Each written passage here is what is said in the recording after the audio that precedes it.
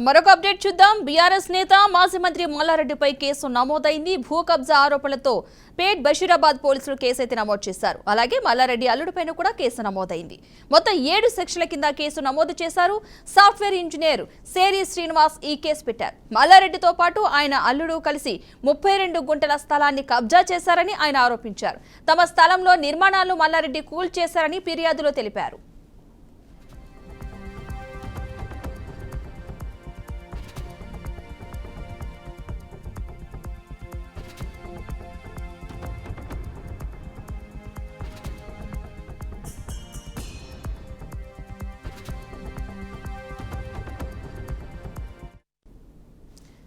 కాంగ్రెస్ ప్రభుత్వం అధికారంలోకి వచ్చాక మల్లారెడ్డి చుట్టూ భూ కబ్జా ఆరోపణలు వెల్లువెత్తుతున్నాయి.